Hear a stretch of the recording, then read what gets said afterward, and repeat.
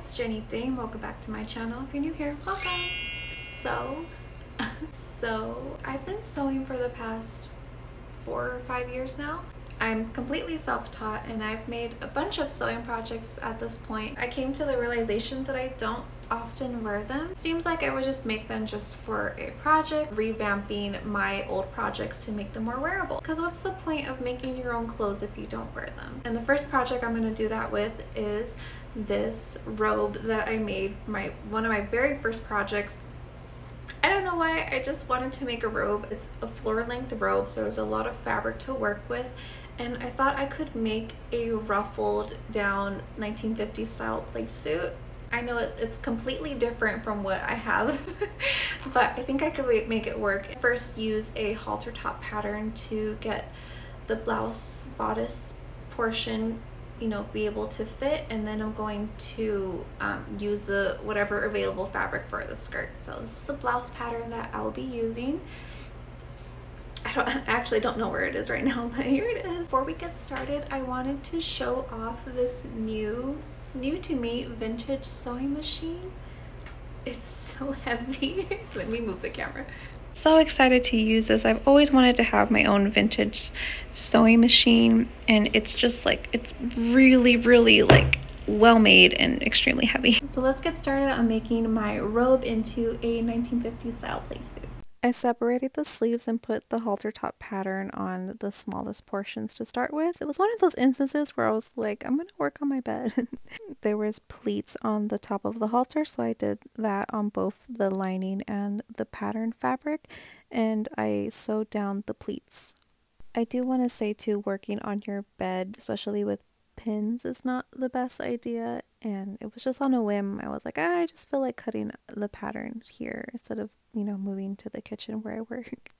Also, I got my new vintage sewing machine after I filmed making this project. This is why you're not seeing me use it now, but I'm really excited to use it for future projects. I pinned right sides facing each other. And I sewed along the sides, and then I used a safety pin to push through the lining, so the lining would be on the inside and then the print fabric would be on the outside, and I did that for both sides of the halter top.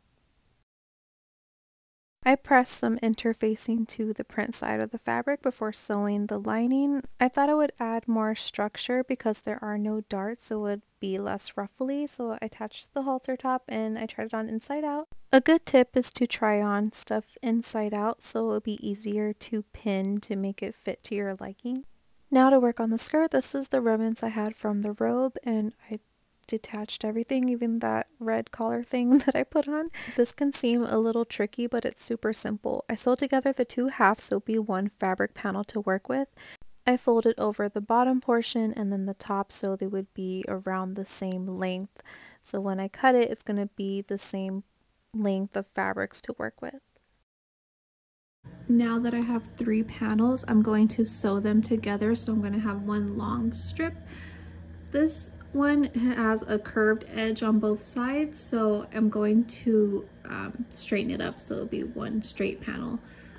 And from there, I'm going to ruffle it so you won't be able to see all the fabric panels is what I was looking for. Here it is all pinned together as one continuous strip. And you won't be able to see the seams because it's going to be ruffled down, so it's going to blend in very seamlessly. Seamlessly. Please forgive me, I didn't get any footage of me ruffling the skirt, but the way I did it was I used a zigzag stitch and ruffled down the skirt. There's lots of ways you can do it. You could sew a ruffled skirt on the sewing machine or by hand, and that's what I did for the skirt portion, and I evened out the hem.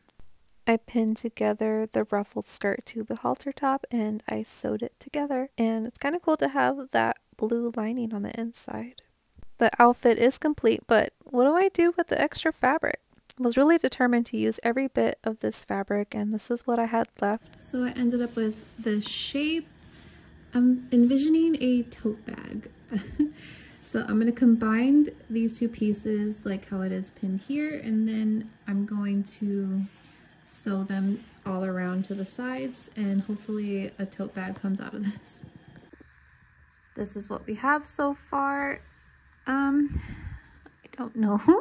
I think if I add some elastic to these corner bits, it would feel more like a wearable tote purse. So that's what I'm going to do. I'm going to add some elastic around here so it kind of scrunch up, and then I'll put the straps.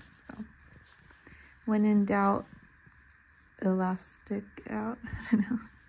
I liked it so much better with elastic on the sides. This is the aftermath of my project, but these are the last 2 scraps that I have from the entire robe pieces to make a headscarf, and then we'll be done.